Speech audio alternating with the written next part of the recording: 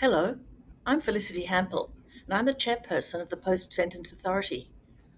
I acknowledge the Wurundjeri people of the Kulin Nations, the traditional custodians of the land on which I'm recording this message. I pay my respects to their elders, past and present.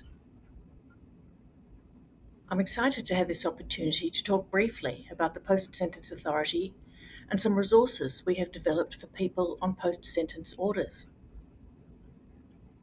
The Post Sentence Authority is an independent statutory authority established in 2018.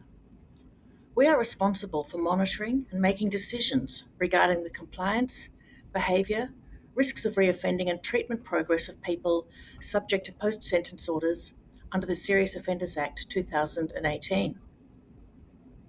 A post-sentence order can only be made for a person who has served a term of imprisonment for a serious sex offence or a serious violent offence. The primary purpose of the post-sentence scheme is to protect the community from people who pose an unacceptable risk of committing a further serious offence. The scheme also facilitates the treatment and rehabilitation of such people to reduce their risks so that they no longer need to be subject to a post-sentence order. This approach ensures that the post-sentence scheme can focus on protecting the community from people who have completed their sentence for a serious offence but still present with a high risk of future harm. There are two types of post-sentence orders: supervision orders and detention orders. The Secretary of the Department of Justice and Community Safety can apply for a supervision or an interim supervision order to the Supreme Court or the County Court. Alternatively, the Director of Public Prosecutions can apply to the Supreme Court for a detention or interim detention order.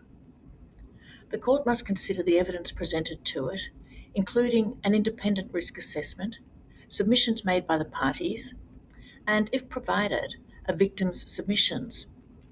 It then decides whether to place a person on a post-sentence order. When a court places a person on a supervision order, it sets conditions for the person to comply with. During the term of a supervision order, a court can change the conditions.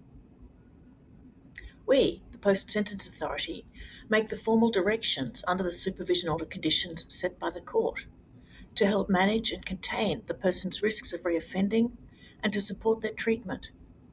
We monitor a person's progress on their order, and if there are changes in their circumstances, their level of risk, or their treatment and rehabilitation needs, we can change the directions to reflect those changes. People on a post-sentence order must comply with the authority's directions and may be prosecuted if they do not. The authority can respond quickly, including in urgent cases outside normal business hours, to make directions to reflect changes in circumstances, escalation in risk, and the daily management of offenders.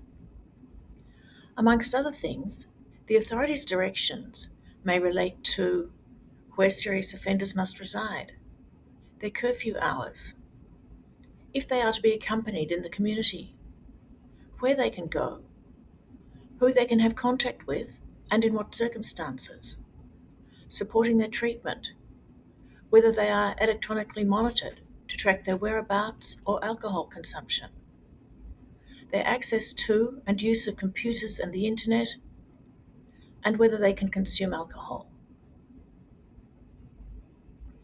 At the Post-Sentence Authority, we aim to make information accessible and useful. As a result, we have worked with Scope Australia to develop two new resources to help people on post-sentence orders understand what the Post-Sentence Authority does and how we aim to assist them while they are on an order. We have developed an easy English guide and a plain language guide. These resources are accessible on our website, postsentenceauthority.vic.gov.au/about-us/publications, or you can ask for a copy by calling us on 1300 076 724, or by sending us a message through our website, postsentenceauthority.vic.gov.au/about-us/contact us.